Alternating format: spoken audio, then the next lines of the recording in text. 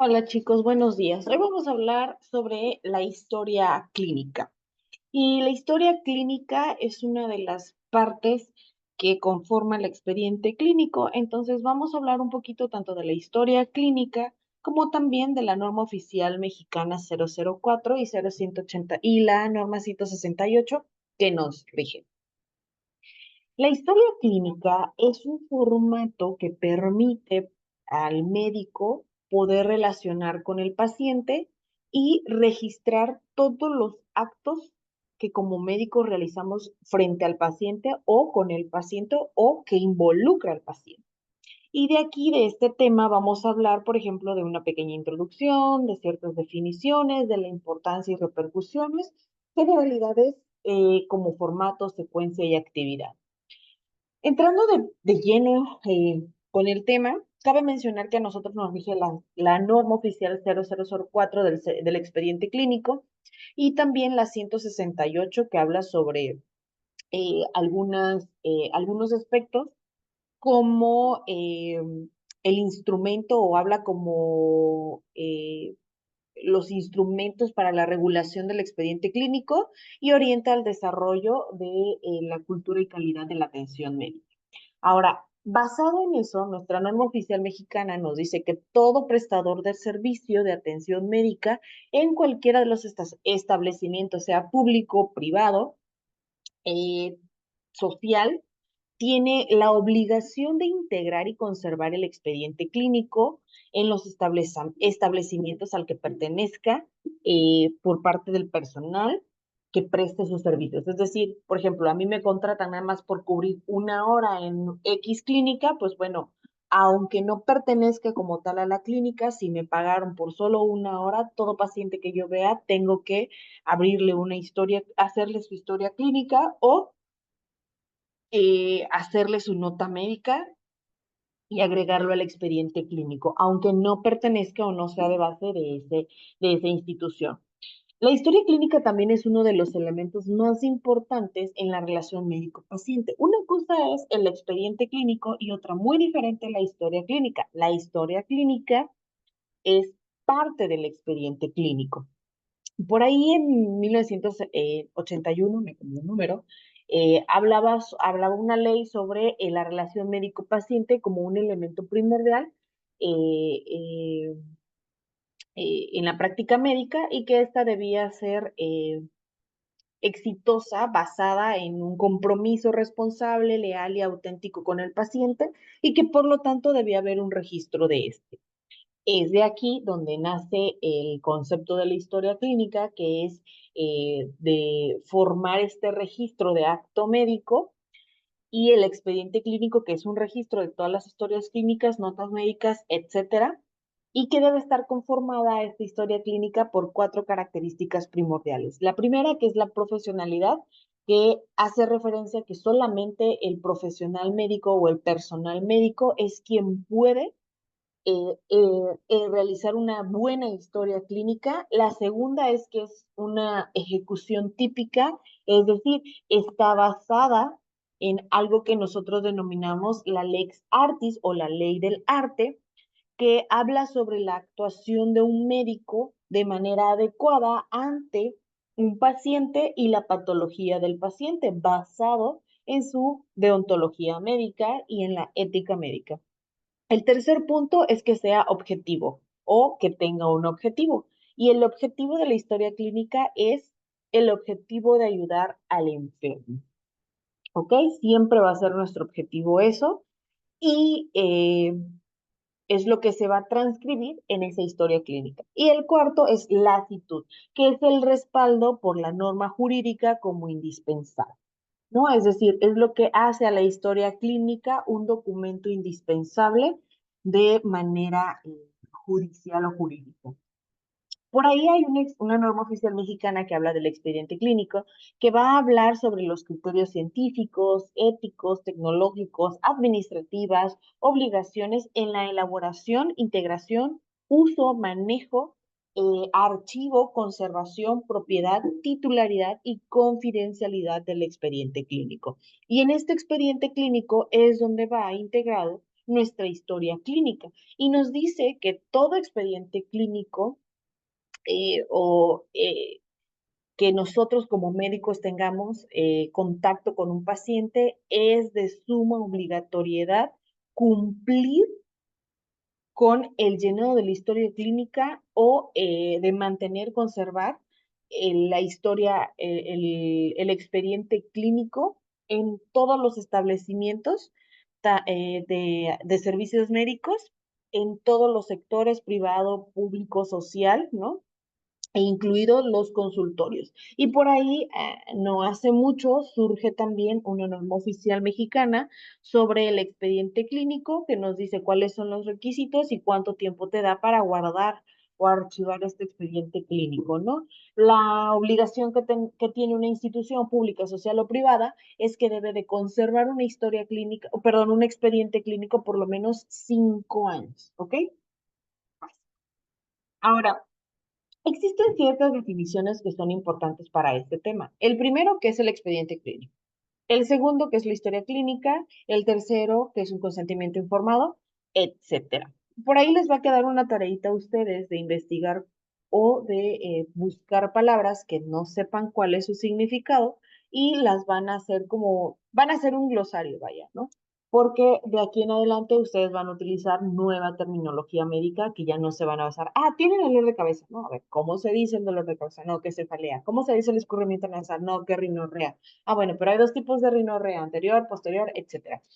Y esto basado en lo que dice nuestra norma oficial mexicana y nuestros principios éticos de referirnos o hablar en tecnicismos al momento de registrar una historia clínica para que todos estemos en la misma sintonía, ¿no? Tengamos esa comunicación entre colegas. Ahora, el expediente clínico es un conjunto de información de los datos, tanto personales del paciente como propios de la patología del paciente, ¿no? Y se integra dentro de todo tipo de establecimientos que están dedicados a la atención médica, así sea público, social, privado. Y además también va a ir integrado documentos escritos como la historia clínica, notas médicas, consentimientos informados, formatos de referencia y contrarreferencia, eh, también documentos gráficos, imagenológicos, electrónicos, magnéticos, electromagnéticos, ópticos, magneto-ópticos y de cualquier otra índole en los cuales el personal de salud deberá hacer un registro de todas estas anotaciones en caso de constancias, certificaciones, intervenciones en la atención médica del paciente, cirugías, etcétera, siempre y cuando con apego a las disposiciones jurídicas aplicables. El otro concepto que tenemos que ver es el resumen clínico, que es un documento elaborado por un médico en el cual se registran los aspectos relevantes de la atención médica del paciente contenidos en el expediente clínico, el pronóstico, que es el registro a juicio del médico basado en los signos, síntomas del paciente y otros datos más que probablemente van surgiendo en el curso, la duración, la terminación o secuelas de una enfermedad del paciente, ¿no? Y las interconsultas es un procedimiento en el cual permite que participe otro colega o otro profesional de la salud en la atención del paciente a solicitud del médico tratante. Las referencias y contrarreferencias son un papeleo que se hace o es un procedimiento administrativo, médico administrativo, perdón, entre los establecimientos. Por ejemplo, si yo, Hospital San Juan de las Pitas, no tiene, no sé, rayos X y mi paciente necesita estar en un lugar donde le estén haciendo constantemente rayos X o laboratoriales, entonces yo lo puedo referir a un lugar o a un centro de salud de segundo nivel o un centro de salud con centros ampliados para que ahí revise o tenga estas atenciones que necesita mi paciente, ¿no? Y obviamente cuando terminen de hacer todo lo necesario, en ese segundo nivel van a hacer la contrarreferencia de que ellos ya terminaron la situación por la que tú lo mandaste y te lo regresan a ti para que le sigas dando ese seguimiento, ¿no? Por eso nos dice que es un procedimiento médico-administrativo en todos estos establecimientos de atención médica, en los 3 niveles de atención, con la intención de facilitar el envío y la recepción de los pacientes. No es lo mismo que llegue solo y te diga, ah, es que ya fui al centro de salud, pero no me hicieron nada y ahorita vine, ¿no? Y no, tienen que volver a hacer todo el papeleo a que tú lo envíes como una contrarreferencia, ¿no? Es como para que la atención sea más oportuna e inmediata y también integral y de calidad para el paciente. La historia clínica es un documento donde se va a recoger la información que procede de la práctica clínica relativa a un paciente y donde se menciona todos los procesos a los que ha sido sometido el paciente. Por lo general se hace cuando ves a un paciente por primera vez o cuando vas a abrir todavía un expediente clínico o cuando un servicio nuevo lo va a atender, ¿no? Por ejemplo, ya lo vio trauma, pero esa historia clínica que tiene el paciente, perdón, esa historia clínica que tiene el paciente a lo mejor ya es de 3, 4 años atrás y ahorita hay que actualizar otra vez esos datos del paciente. Y entonces se vuelve a hacer la historia clínica en donde se mencionan los procesos a los que ha sido sometido el paciente, que a lo mejor en la primera no estaba, o si es un paciente de primera vez, pues se abre la historial completo, ¿no? La hospitalización es el servicio de internamiento de pacientes para su diagnóstico, tratamiento o rehabilitación, así como también para cuidados paliativos. Hay otros conceptos de los que vamos a hablar porque van en marco jurídico, que es la diligencia y la negligencia. La diligencia hace relación a esa cualidad del médico en el que todo su acto profesional va instruido hacia un cuidado un cuidado hacia el paciente o a ciertos cuidados o a ciertos tratamientos que van exactos o que tienen una cierta exactitud, que tienen la ciencia aparte de nada más dejarlo y el conocimiento que tiene el médico para poder llegar a un diagnóstico preciso o para mejorar las condiciones de un enfermo, que siempre y cuando vayan orientados al tratamiento. Por ejemplo, yo no le puedo decir a un paciente que se haga una endoscopía cuando llegó por un sangrado de úlceras venosas. O sea, no va a tener nada que ver una endoscopía que va para el estómago y el esófago a una úlcera que es varicosa, pero que es en la pierna, a menos que sospechen un sangrado de tubo digestivo, entonces puede hacerle la endoscopía, ¿no? Entonces tiene que tener, o por ejemplo, ¿no? Actualmente en las curaciones de heridas que se usaba la miel, ¿no? Ah, pero es que la miel arde, sí, pero la miel extra virgen, no a todos los pacientes se les pone, sí sirve para la cicatrización. Entonces, tienes que saber tú que sí, la miel es algo comercial, pero que le puedes dar otro uso siempre y cuando tengas el conocimiento y la ciencia te respalde ese conocimiento, ¿no? Y al mismo tiempo, pues puedas orientar al tratamiento del paciente. Y la diligencia es lo contrario a la diligencia. Es decir, es el sinónimo de yo abandonar al paciente, de no hacerle nada al paciente, de descuidar al paciente, de no incluirlo, de no buscarle algo óptimo o hacerle algo que yo no puedo o no sé cómo se maneja y nada más se lo dejé como porque vi que se lo pusieron a otro paciente que estaba igual que él, ¿no? Y al mismo tiempo lo que estoy haciendo es violar eh, un deber de atención, es decir, yo violar mis propios deberes de atender adecuadamente a un paciente, eh, a pesar de tener la capacidad, tanto intelectual como física y técnica, para prever algún mal acto, ¿no? Ahora, ¿por qué es importante y qué repercusiones puede tener la historia clínica? Ya dijimos que era la historia clínica, ¿no? Que es ese documento que recoge toda la información que procede de la práctica clínica relativa al paciente. La importancia y las repercusiones, las importancias. La importancia de omitan aquí, no sé por qué no se borró.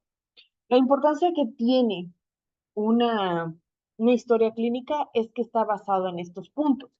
Por ejemplo, constituye el riesgo de varios hechos de la vida del ser humano. ¿A qué se refiere? Como ya dijimos que la historia clínica pues va relacionado a los eventos de la vida de una persona o que está relacionado a los procesos a los que ha sido sometido un paciente, aquí pues hace ese registro desde sus extremos de la vida de la persona.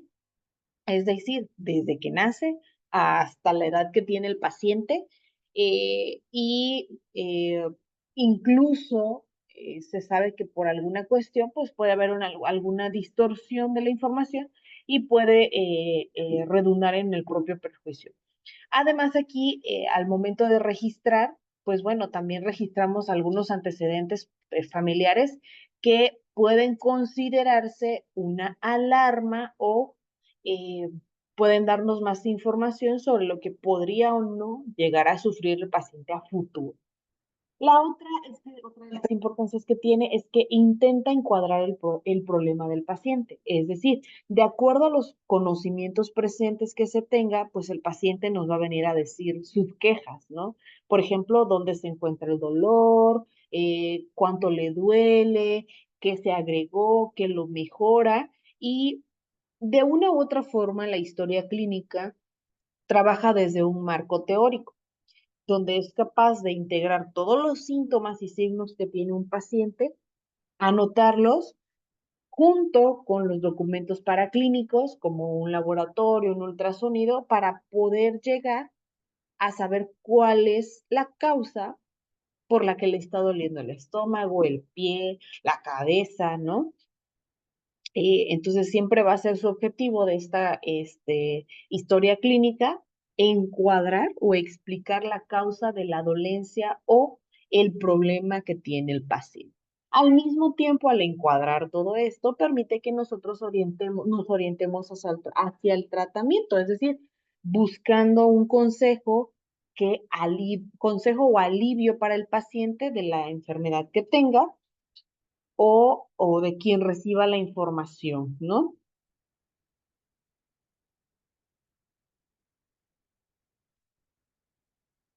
Y aquí nos puede orientar a qué tipo de tratamiento le voy a dar. Por ejemplo, si necesito un tratamiento psicológico o un tratamiento biológico como tal, ¿no? O farmacéutico o terapéutico que incluya todo, ¿no? Lo medicinal, lo psicológico y lo social, ¿no? Eh, entonces, en esta historia clínica siempre tiene que ir regida por ciertos pasos en la que surgieron para poder llegar a esta opinión científica y de ahí la importancia de por qué su exhaustividad o por qué hay que hacerlo siempre con este objetivo de encuadrar el mayor número de datos en forma ordenada para llegar a una conclusión válida, ¿no? Hasta cierto punto posee cierto contenido científico también de investigación, porque si no lo tenemos a la mano o hay ciertas características que sí cuadran con una, pero no al mismo tiempo, entonces se puede utilizar para estar estudiando eh, qué podemos hacer con ese paciente, qué estudio hacerle, qué no más, qué sí, qué quitarle, qué no. Y también en el campo terapéutico, ver si de acuerdo a las leyes o a las normas o a los códigos de ética y a la ley Artis, decir, bueno, entonces necesito prescribirle este medicamento y cada cuánto se lo voy a planear, por cuánto tiempo, si sí le funcionó, no le funcionó, si hay que quitarle, si hay que modificarle la dosis, ¿no? Siempre y cuando el paciente quiera, ¿no?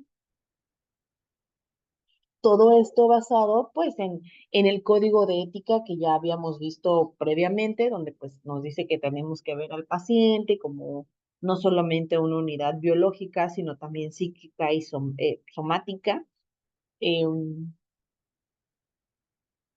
siempre viendo por el beneficio del paciente, ¿no? Otro de los puntos que tiene la historia clínica es que también adquiere un carácter docente, es decir, yo lo tengo, es un paciente que implicó mucho tratamiento, que se complicó o que venía muy mal y que logra rescatarse, pues bueno, sirve para que yo en algún momento, quien los trató, pues pueda pedir permiso para que como docente podamos dar eh, una, que yo exponga el caso hacia otros colegas y sepan cómo manejarlo o puedan agregar algo y mejorar el paciente, la terapéutica del paciente. Y la otra es que, por ejemplo, nosotros como médicos podemos hacer que el interno o el residente, basado en la historia clínica que tenemos del paciente, decirle, mira, esto se hizo, esto no se hizo, esto no deberías de hacer, esto sí deberías de hacer, o sea, enseñarle al interno o al residente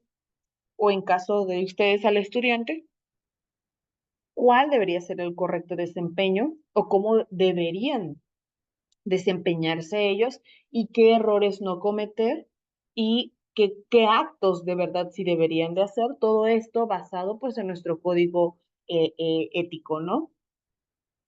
Y también la mayoría de los hospitales actualmente, pues como cuentan, públicos sobre todo, cuentan como o son hospitales escuelas porque traen residentes, traen internos, traen estudiantes, pues bueno, se ven en la obligatoriedad de fungir o de tener este carácter docente de, a través de la historia clínica, enseñarle a los residentes, a los estudiantes.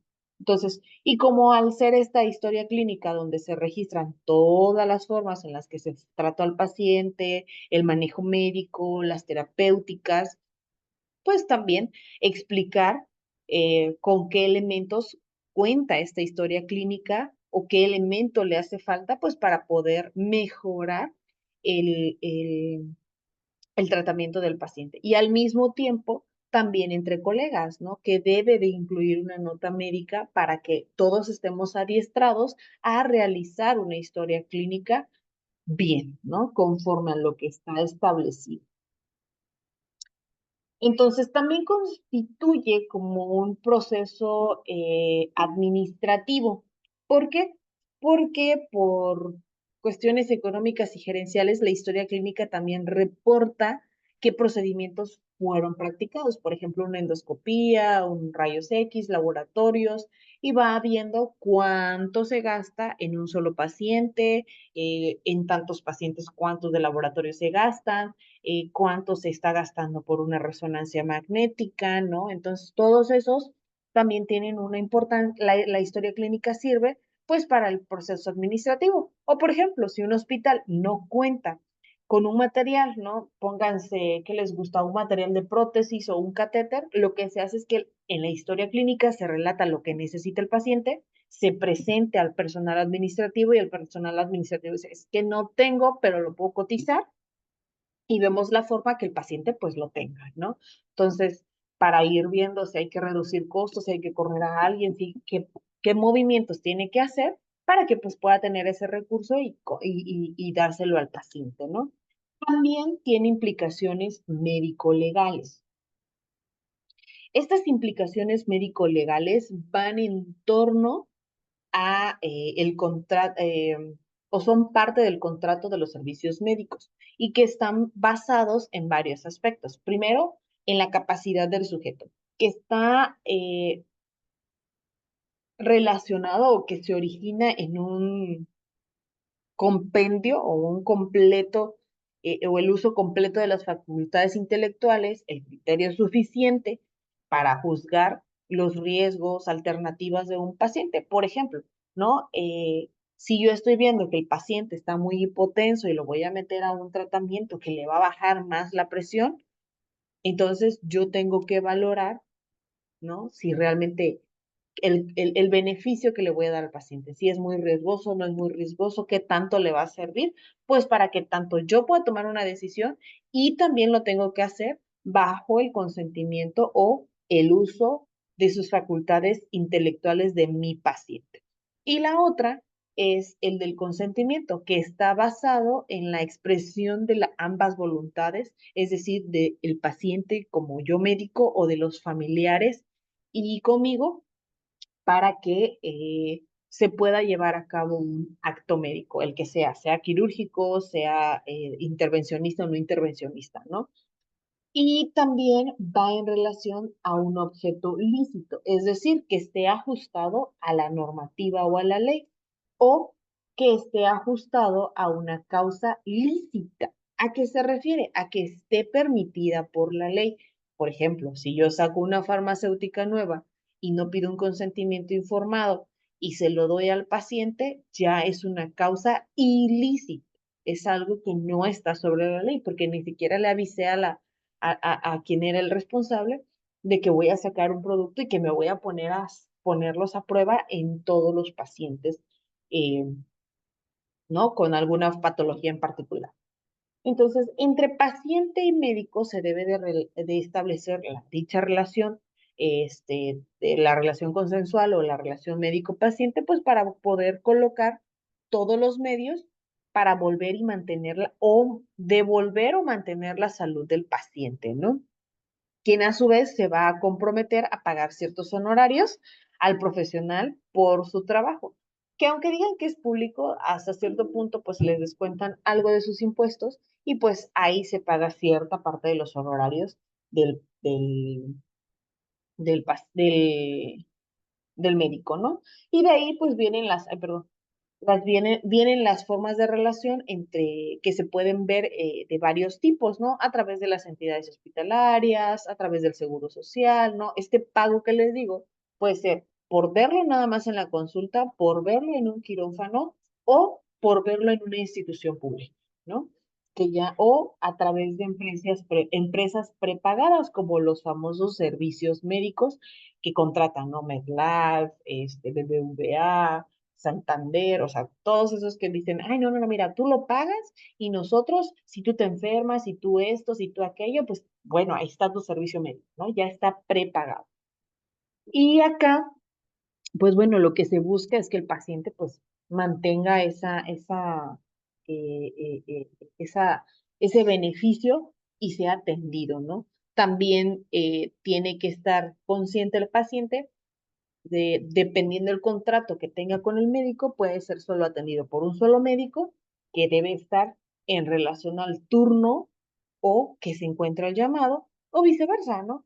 Que sea un paciente que le pagó a una empresa, pero tiene que llegar y pues que lo atienda, ¿no? Ahí a eso se refiere, ¿no? Y la otra es que, pues basado en esta normatividad de diligencia, que todo tiene que ser eh, basado científicamente y nosotros tener el conocimiento, pues bueno, es cuando nosotros tenemos que estar conscientes que si nosotros no actuamos con diligencia en un acto médico o al momento de realizar la historia clínica, pues bueno, viene la famosa negligencia. Abandoné mi responsabilidad como médico y estoy violando su atención de mi paciente. Entonces, ahí es donde vienen las repercusiones. Y, por ejemplo, la Suprema Corte de Justicia pues puede decir que si un médico actúa bajo una negligencia, pues, o está cobrando por algo que no le corresponde, o por ejemplo, si pertenece a un servicio público y aparte recibe dinero por parte del paciente, entonces ya está comprometiendo su diligencia como tal y está perjudicando al paciente u obteniendo un dinero de manera ilícito basado en la enfermedad del paciente.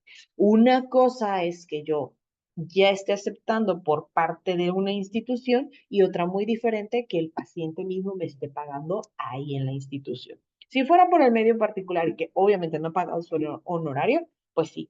O caso contrario, ¿no? Que usa su seguro que ya está prepagado y todavía le vuelven a cobrar o le cobran el doble o le cobran una comisión por X, Z y razón que estaba dentro de su contrato, ahí sí ya se está cometiendo una negligencia a cierto punto.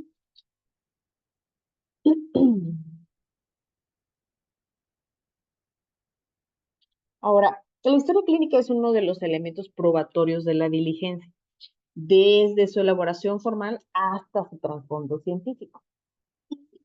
Tiene carácter probatorio ante la ley. Por lo tanto, es una forma de prueba, pues, de que ustedes realmente hicieron lo que tenían que hacer con el paciente. Por ejemplo, yo no puedo poner que le hice una endoscopía a un paciente si nunca se lo realicé, ¿no? O nunca se lo realizaron. Yo no puedo decir que le tomé laboratoriales si no tengo los resultados o si el paciente no tiene ninguna marca o no se tiene algún registro de que realmente se hizo los laboratorios o que yo haga una nota que puse sí trae laboratoriales y no anexar los laboratoriales y no tomarlos en cuenta al momento de hacer mi historia clínica, ¿no? Entonces, si el paciente llegara a demandar en esos casos, con justa razón lo gana porque dice, ¿cómo es que tú estás dando un tratamiento si no tienes el registro de los laboratorios? Entonces, ¿qué? Estás actuando con dolo. No, pero es que yo sí se lo di, yo sí esto, sí, pero no lo registraste, o sea, tu obligación era registrarlo. Tu norma te dice, tienes que registrar todo, todo, todo, todo del paciente, ¿no? Entonces, hay que tener mucho cuidado al momento este, de realizar la historia clínica. Ahora, ¿qué características tiene la historia clínica? Primera, las características de la historia clínica es que su práctica o la realización de esta historia clínica es obligatoria. Ningún médico, ningún acto médico, médico hospitalario o de consultorio debe efectuarse sin su correspondiente registro de la historia clínica. Tanto en las instituciones públicas como privadas, es un elemento indispensable para ejercer la medicina de calidad, salvo en algunas complicaciones, es decir, que por tiempo, por urgencia, no tuvieron el tiempo de redactarlo, eso no es una excusa. Así ustedes dicen, no es que no me dio tiempo de hacer la historia clínica, es tu obligación hacerlo. No puedes tener una excusa por no hacer una historia clínica. Si tú lo atendiste, hay una firma tuya en esa historia clínica o en ese expediente clínico y no anotaste algo que le pasaste al paciente, con la cintura en la mano te pueden demandar porque está en tus obligaciones realizar esa historia clínica, ¿ok? Dos, es irreemplazable. Otra de las características que tiene la historia clínica es irreemplazable. No puede ser reemplazada por la memoria del médico. Es lógico que nosotros nos podamos olvidar de lo que le hicimos al paciente y no recordar detalladamente qué es lo que hicimos. Por eso es que se hace la historia clínica. Supongamos, fallece el paciente y porque, no sé, no le limpiaron la nariz, tuvo una secreción nasal y después se vino en hemorragia, no sé, algo le pasa al paciente y ustedes no detallan que realmente ya lo habían notado y que sí habían hecho hemostasis, pueden tener una carga legal, ¿no? Entonces, también nos dicen, perdón, pasó pasó el el del fierro viejo, disculpe. También nos dice que la historia clínica tiene que ser privada y debe pertenecer al paciente. Y aquí es donde se agregan todos los conceptos de confidencialidad, secreto profesional y la información. Todo lo que yo le esté informando al paciente debe ir escrito y tampoco lo debo de andar divulgando. Confidencialidad, que existe un aspecto relevante y es el de la historia clínica como documento reservado, al menos que tengan autorización para ver el expediente clínico por una interconsulta o por un manejo integral, entonces pueden saber lo que está ocurriendo con el paciente, ¿no? O al menos que sea parte del tratamiento. Otra de las cosas es que parte de la confidencialidad entra lo del secreto profesional.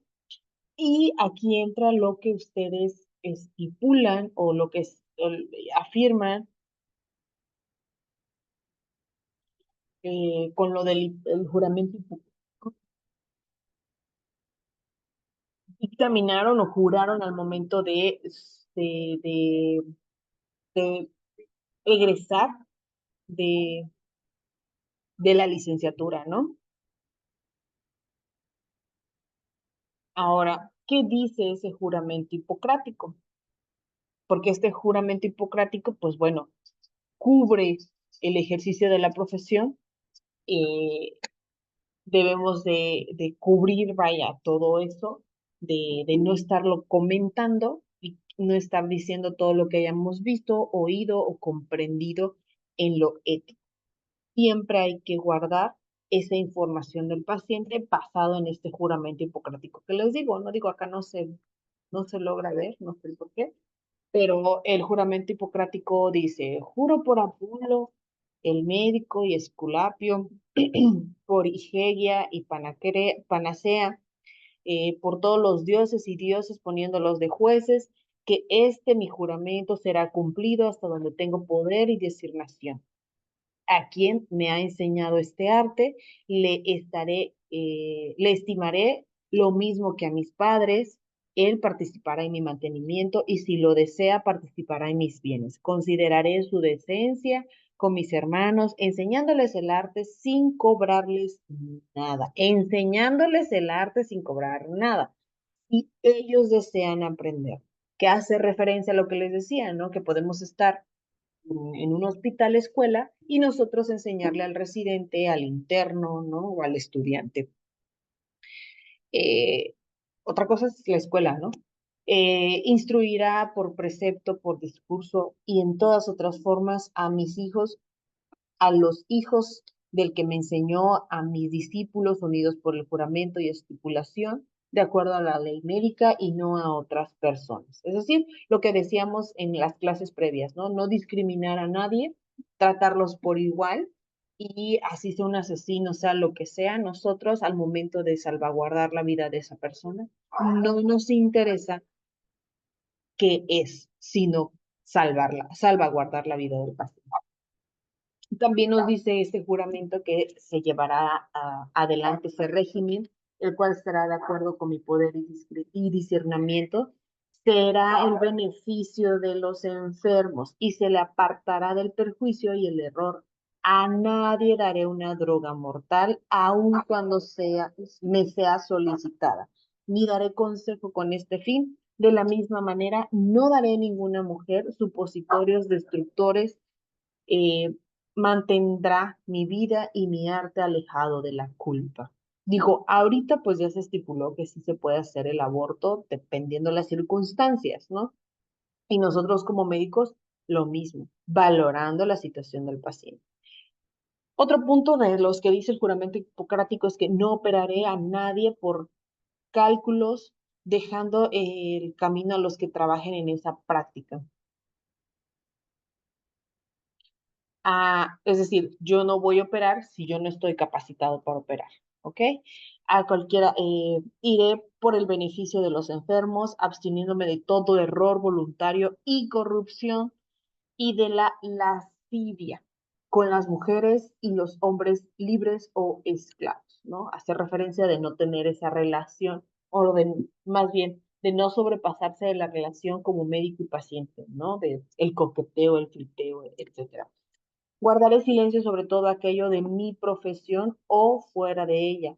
Oiga o vea en la vida de los hombres que no deba ser público, manteniendo estas cosas de manera que no puedan hablar de ellas. Ahora sí, cumplo este juramento y no lo quebranto. Que los frutos de la vida y el arte sean míos, que sea siempre honrado por todos los hombres y que lo contrario ocurra si lo quebranto, si soy perjuro. ¿Ok? Eso es lo que dice nuestro juramento hipocrático, que está basado en todos los principios éticos de los que hemos estado hablando. Dentro de las características de la historia también tenemos los fundamentos de la historia. Y los fundamentos de la historia clínica están basados en una base científica, es decir, sin olvidar las representaciones intelectuales, hablar siempre con certeza y verdad. Es necesario que nosotros distingamos entre el conocimiento vulgar y el conocimiento científico. De ahí porque a ustedes los estoy mandando a hacer este glosario de enfermedad, de signos, síntomas o palabras que ustedes no, tecnicismos que ustedes no conozcan para que estemos en la misma sintonía. Eh, También, sin olvidar que pues la ciencia debe ser coherente, entonces, y de manera sistemática. Entonces, no voy a empezar a revisar los pies cuando el problema, no sé, está en la cabeza o está en el tórax, ¿no? Debo de hacerlo de manera secuencial. Cuando es por primera vez, nosotros hacemos la historia clínica cefalocaudal, es decir, de arriba hacia abajo, ¿no? Y cuando ya es conocido el paciente, podemos discernir y al momento de hacer la historia clínica o la exploración física o la nota médica, irnos al punto donde le duele el paciente, ¿ok? Pero tener siempre un orden.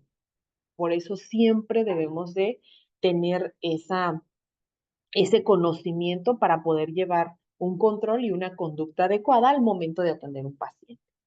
También dentro de esta base científica está la tecnología y la aplicación de los conocimientos de la tecnología, pues para poder resolver problemas humanos. Por ejemplo, en el caso de las herramientas de, no sé, una tomografía, una resonancia magnética, pues por lo menos saberlo eh, interpretar, ¿no? Veámoslo así. Esa base científica de esta historia clínica es como el método científico de un procedimiento, donde vamos a describir todas esas condiciones en las que se presenta un suceso específico, es decir, ¿por qué le dio gripa?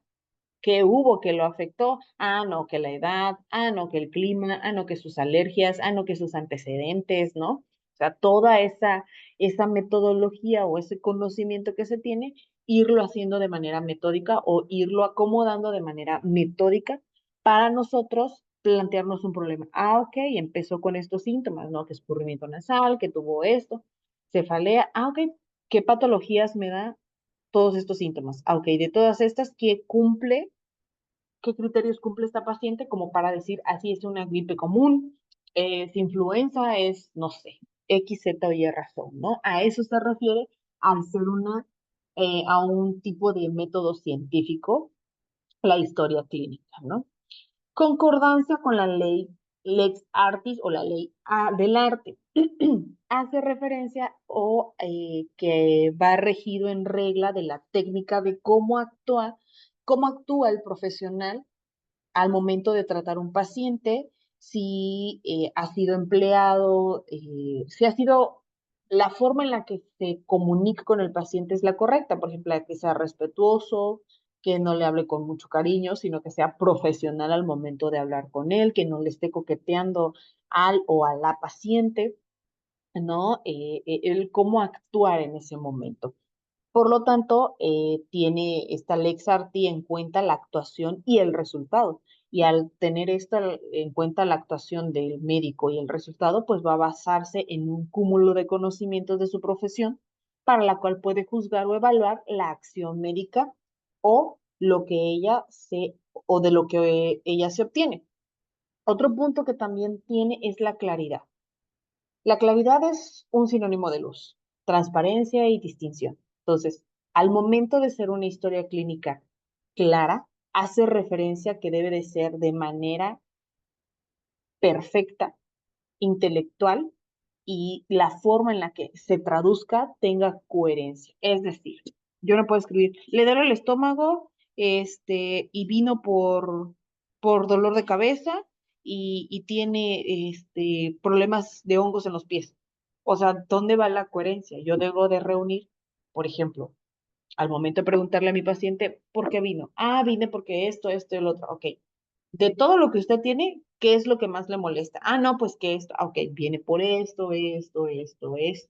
Y ya en mi exploración física puedo anotar que pues se encontró estas otras cosas o que refería al momento del interrogatorio estas otras especificaciones para primero darle pie a lo que más le duele, resolver lo que más le duele o lo que más le afecta y luego poco a poco resolver lo secundario. ¿Ok? A eso se refiere. No mezclar toda la patología de un paciente o todas las quejas del paciente en uno solo porque entonces no va a cuadrar y no va a ser claro. Y cuando lo queramos pasar hacia otro colega va a decir, ¿y este qué? Ni sabe escribir. O sea, por eso debe ser claro. También debe ser legible o tiene que ser legibilidad o cumplir con legibilidad. Y esto hace referencia a que, pues bueno, está el famoso, todas los médicos escriben horrible, es normal, tengo letra de médico. Y realmente es que la legibilidad hace referencia al que la letra, perdón, a que la letra del paciente debe de ser clara, debe entenderse, porque si en algún momento pasa por un acto jurídico o alguien dice, es que me dio esta receta, pero no entiendo, no sé qué me dejó, pueden demandarlos, ¿no? ¿Por qué? Porque a lo mejor no era paracetamol, era paroxetina, o a lo mejor no era paroxetina, era paracetamol. Entonces, si no se entiende la letra o no es legible, entonces puede juzgarse o quien vaya a hacer otro procedimiento no lo va a hacer adecuadamente. Puede cometer una negligencia sin saber por culpa de una mala letra, ¿no? O por algo no legible. De ahí porque les decía que también en el marco legal, en la norma oficial mexicana 004, nos dice que debe de ser legible nuestra letra. En ningún momento dije que bonita, que se entienda, que se vea y que se pueda interpretar. Y es por esto, ¿sale? Por eso la insistencia y persistencia en sus tareas. Otra de las cuestiones que vamos a ver es cómo está integrada de manera interna esa historia clínica. Y aquí no se debe de omitir ninguna de las partes que la constituye esta historia clínica. Por lo tanto, debe de diferenciarse en partes la historia clínica, pero no solamente se debe de tener no solamente verlo por partes, sino que o escribir por partes, sino hacerlo de manera completa, o por lo menos que sea estructurada en cada una de sus partes. Por ejemplo, la historia clínica parte de su integración interna, viene la parte del interrogatorio. Y en esta parte del interrogatorio es donde yo le pregunto al paciente, con confianza, respeto y sinceridad de ambas partes, qué es lo que está pasando. Primero, para que yo le genere la confianza, me tengo que presentar, ¿no? De ahí le tengo que tomar sus datos generales. ¿Cuáles son esos datos generales? Su nombre, apellido, edad, sexo, ¿no? Dónde vive, a qué se dedica, ¿no? Eh, registrar también el motivo de consulta. Don fulanito de tal, ¿por qué vino hoy a la consulta? Ah, es que me trajo mi hija. Ah, ok. ¿Le duele algo en particular? No. O sea, no es nosotros al momento de hacer el interrogatorio y al momento de registrar cada una de las cosas, tenemos que orientar al paciente de lo que queremos que nos diga. Si nosotros se lo dejamos libre, entonces permitimos que nos empiece a contar cómo le fue con su amiga, qué comió ayer, lo que pasa con ustedes al momento de participar, ¿no? Les dices, a ver, un ejemplo de no sé, X cosa. No, es que a mí, mi primo le hicieron esto, el otro, y luego fíjese que hizo eso, y se desprende totalmente de lo que realmente querías que te contestara el paciente. Entonces le vas a preguntar, ¿por qué viene hoy? ¿Le duele algo? ¿Qué le molesta? No, no, nada más vengo por mis medicamentos. Ah, ok, yo lo voy a transcribir como motivo de consulta, eh, revaloración mensual, resurtimiento de medicamentos. Y al momento de hacer la historia clínica o continuar con el registro de los demás, pues entonces, o la enfermedad actual, ¿no? Así de motivo de consulta, ya sé que vino por medicamentos. Enfermedad actual, ah, es que vine por los medicamentos de mi presión. Fíjese, doctor, que sí vengo por mis medicamentos, pero mi presión ha estado muy descontrolada. De repente tengo 180 y de repente tengo 210. Ah, ok, enfermedad actual, hipertensión, diabetes, lo que ya está estipulado, ¿no? Mi motivo de consulta es porque llegó. Ah, ok.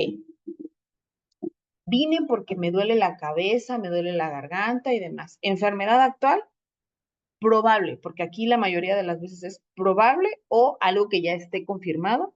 Si ustedes ya saben que es confirmado diabético, le ponen que es diabético. Y si no, probable faringoamigdalitis o infección de la vía aérea superior, ¿no? Porque no sabes qué parte es, pero una parte de la vía aérea está alterada.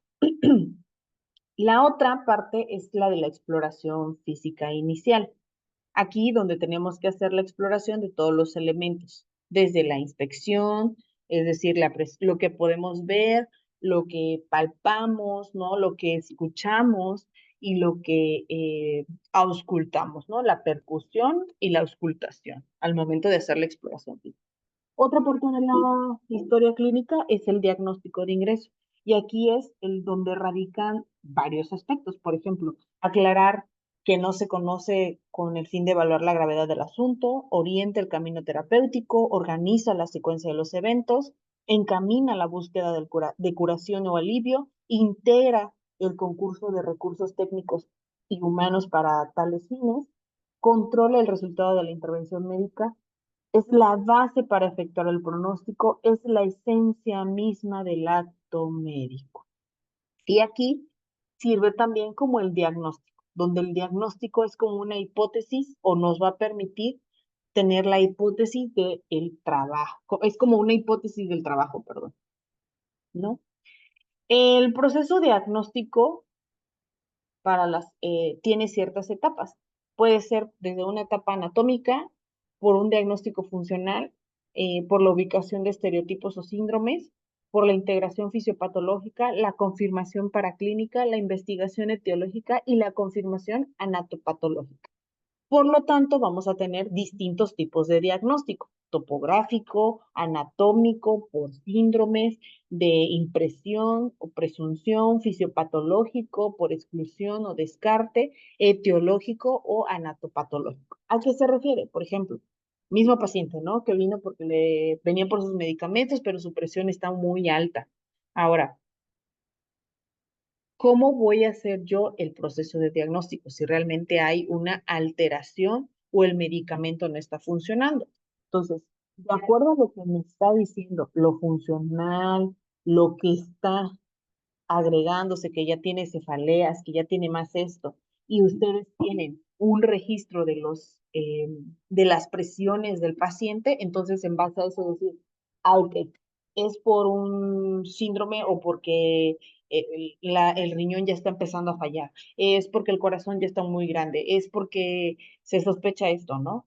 O inclusive nada más llegan por rutina, nada más para que les hagan un chequeo general y por azares del destino le encontraron ahí eh, la presión muy alta y dice, no, pues ¿sabe qué? Le vamos a estar revisando la presión una semana, venga usted y vemos. Ah, no, que nada más fue un día que tuvo la presión alta y fue porque tomó, no sé, un medicamento. Ya fue por exclusión o por descarte o etiológico. ¿Me explico? A eso se refiere. Topográfico, pues bueno, si se determina en un solo lugar afectado o en una sola enfermedad, por síndromes, que se integren varios signos y síntomas, eh, por impresión o presunción, pues bueno, que se ubique el problema dentro de algunos esquemas médicos que se tienen en mente, ¿no? Fisiopatológico, porque hay una diferencia, una inferencia en el mecanismo de producción de la enfermedad, o diferencial, porque se hace mediante la comparación con otras enfermedades que tienen síntomas similares, por exclusión o descarte, cuando pues se descartan otros posibles diagnósticos y se tienen otros probables. Etiológico porque se encuentra la causa de la enfermedad, ¿no? Y anatopatológico porque por una inserción directa pues se hace un examen microscópico y se tiene la información. También dentro de la historia clínica o de la parte de la historia clínica se deben de encontrar los exámenes paraclínicos para que nos ayuden a confirmar la sospecha clínica eh, del paciente que tenemos. Nosotros no debemos de tomar en ningún momento o pedir un estudio solo por una búsqueda al azar, ¿ok? También se debe de incluir los procedimientos diagnósticos invasivos, es decir, si tomé una biopsia, ¿no? Si hice una endoscopia. Disculpen ahí mi perro.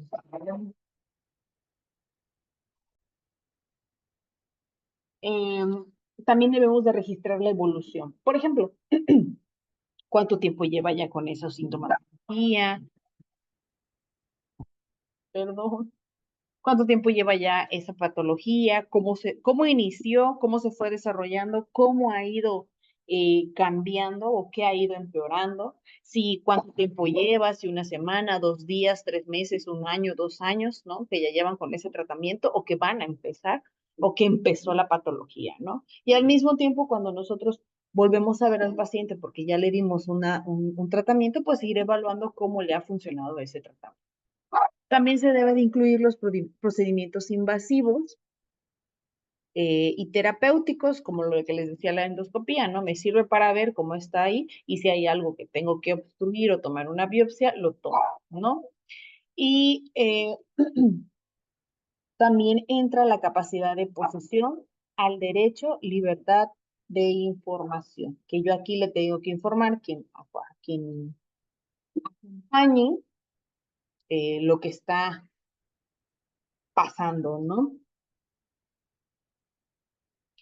También tengo que describir eh, los procedimientos invasivos, particularmente si son quirúrgicos, describir paso a paso las circunstancias que llevan los hechos, las incisiones, las tomadas. Por ejemplo, si yo le hice una toma de biopsia, pues bueno, decir que hice asepsia, antisepsia, que utilicé material, qué material utilicé, a cuántos grados, cuánto tomé de la materia, dónde se colocó, a dónde se mandó y cómo se suturó o si no se suturó, ¿no? Ser muy meticuloso en cada uno de los procedimientos. Informe de complicaciones también se tiene que ver. Digo, acá depende mucho de cuánto tiempo llevo viendo al paciente. Si solamente es un paciente de primera vez y que apenas le voy a dar el tratamiento, no hay problema, me puedo quedar nada más hasta la descripción, ¿no? Pero si ya es un paciente que lo estoy viendo constantemente, que ya se conoce, la historia clínica va más aumentada, o sea, lleva más cosas la historia clínica, ¿ok? Por ejemplo, informar de alguna complicación, cuál podría ser la complicación de ese paciente, si hay un sangrado, todo lo que pueda llegar o no ocurrir, eh, involucrar también dentro del expediente clínico los documentos especiales, como por ejemplo, si anotar en la historia clínica si el paciente no acepta el tratamiento, si está abandonando el hospital, si hay alguna queja especial, por ejemplo, que nos habló groseramente, que te faltó al respeto o viceversa, si no llega a tiempo a su tratamiento, si autoriza o no autoriza donaciones, si autoriza o no el abandono de un tratamiento o procedimiento quirúrgico o procedimiento en caso de una enfermedad terminal, como por ejemplo el cáncer, que abandonen su tratamiento, también lo tienen que anotar en la historia clínica. Todo, todo, todo, todo, todo. Al mismo tiempo, también entra esta cuestión del interrogatorio por aparatos y sistemas. Nosotros le vamos a preguntar al paciente por cada órgano, por cada sistema, qué le duele. Por ejemplo, ¿qué pudiera ser, no? Preguntarle de manera organizada y jerárquica ¿cómo es? De arriba hacia abajo, por ejemplo, preguntarle si tiene algún problema con alguno de sus sistemas, como por ejemplo que no pueda integrar alguna palabra, que no pueda recordar alguna cosa, ¿no? Si ha tenido fiebre, si ha tenido anemia, anorexia, si hay problemas, ¿no? Si nos vamos al aparato cardiovascular, si hay problemas de disnea, dolor precordial, palpitaciones, síncope, lipotimia, etcétera. Si hay algún problema en el respiratorio, ¿no? Si hay escurrimiento, si ha sentido que le escurre la nariz, si tiene horarios de escurrimiento, si tiene muchos estornudos, si el aspecto, ¿no? Si tiene color amarillo, si todo lo que podamos ver. Híjole,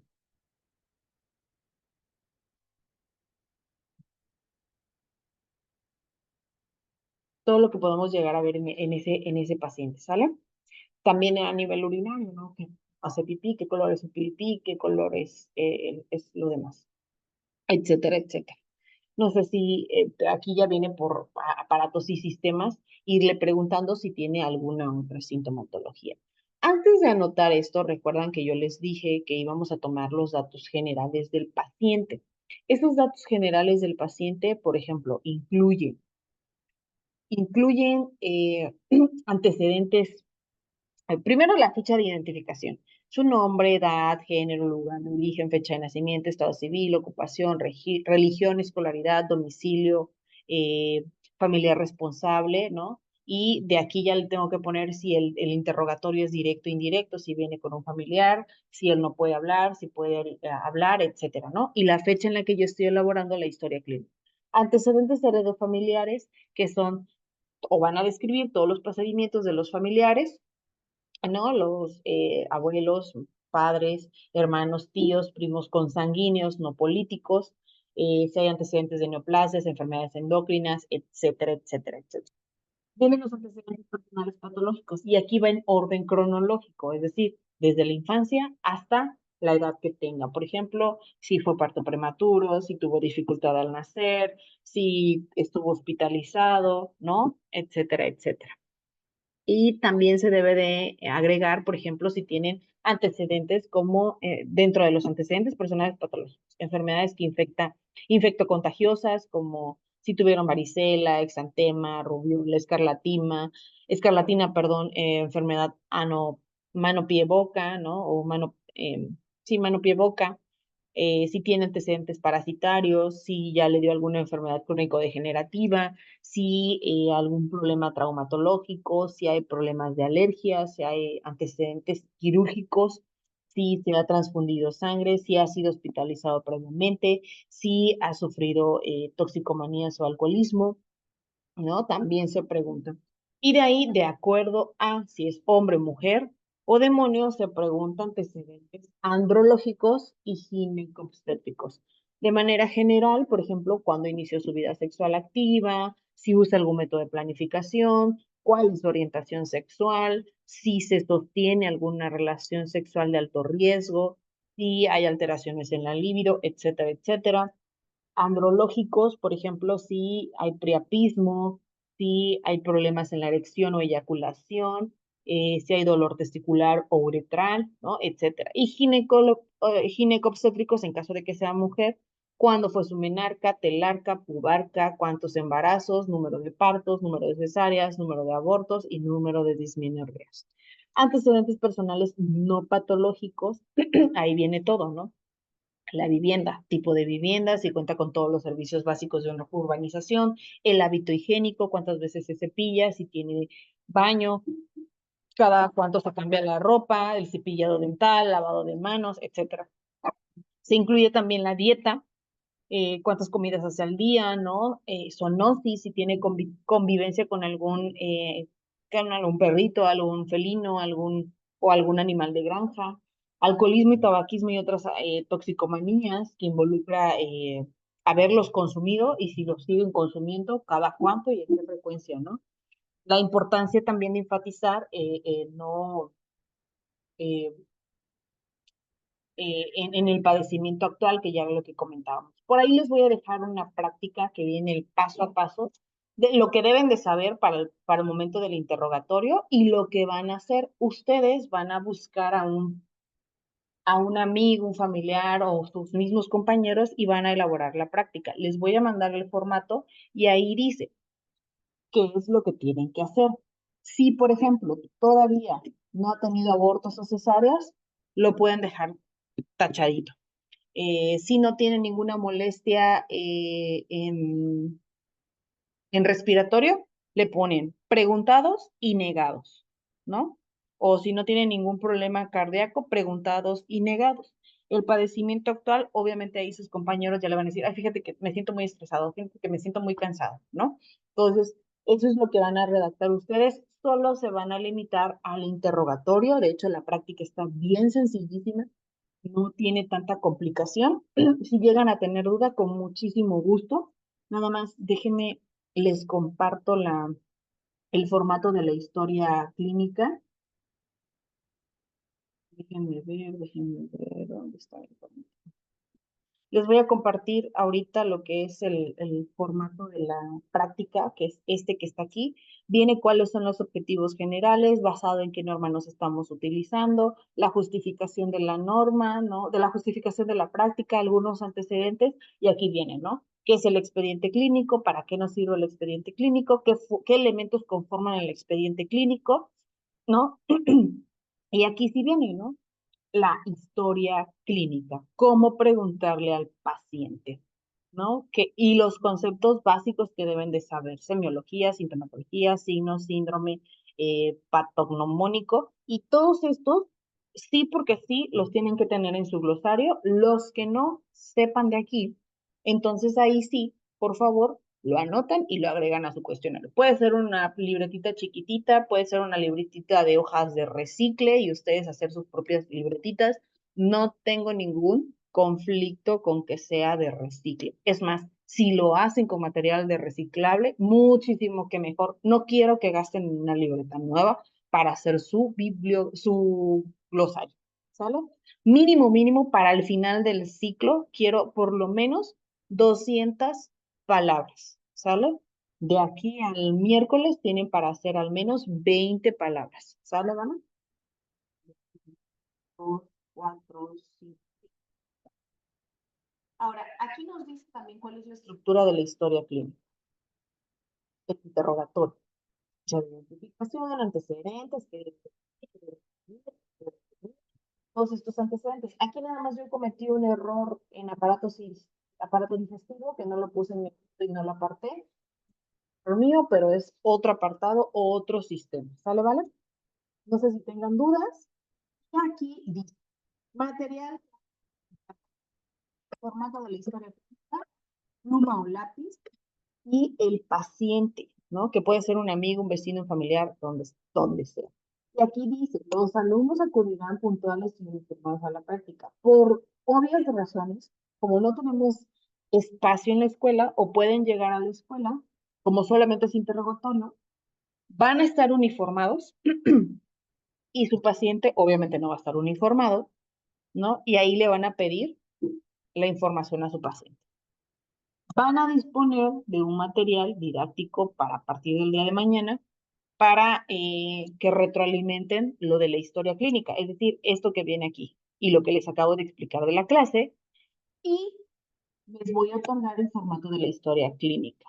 Lo voy a mandar por WhatsApp a sus compañeros o jefes de grupo y se procederá a realizar la práctica de interrogatorio clínico. Se va a entregar la evidencia, como la vez pasada, en fotografías, con la secuencia de primero saludar al paciente, tomar datos personales, la parte del interrogatorio y la toma de signos vitales. Aquí nada más lo van a simular. No van a hacer el apartado de exploración física porque todavía no han visto ese tema, ¿sale? Si tienen alguna duda, por favor, háganmelo saber. Yo en un momento les subo este documento y también les voy a subir este otro documento, espérenme tantito,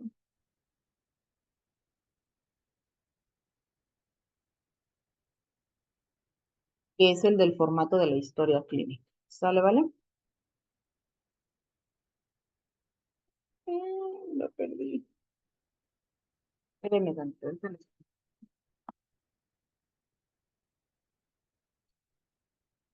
el otro formato que les voy a compartir a sus compañeros es este, que se está proyectando ahorita, que es el de la historia clínica, que van a poner el nombre del profesional de salud que presenta. Aquí va el nombre de ustedes. Ustedes. Juan Pérez Polotes. Ustedes.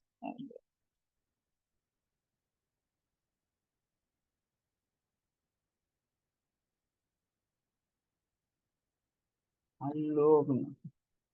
Ustedes son el médico. Aquí la fecha que la vayan a realizar puede ser el 4, 5 y 6, que son sus fechas de campo. El nombre o ficha de educación, aquí va a ser el RFC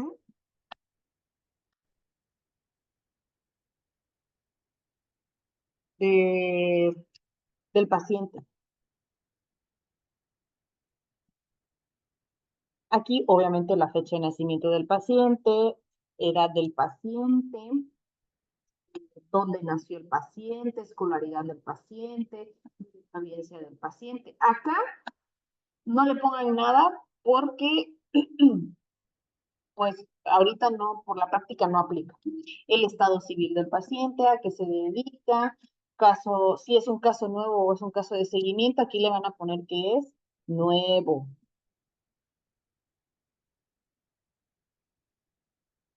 ¿ok? Aquí sí le van a marcar si pertenece o no a un pueblo indígena, etcétera, etcétera.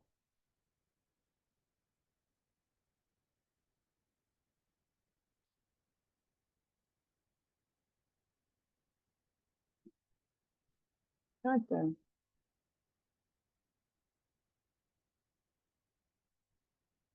Y aquí en antecedentes heredofamiliares, pues si va a tener diabetes, ¿quién? Acuérdense, deben de ser familiares directos, ¿no? Solo lo van a marcar, van a poner quién del familiar y por cuánto tiempo ha tenido esa patología.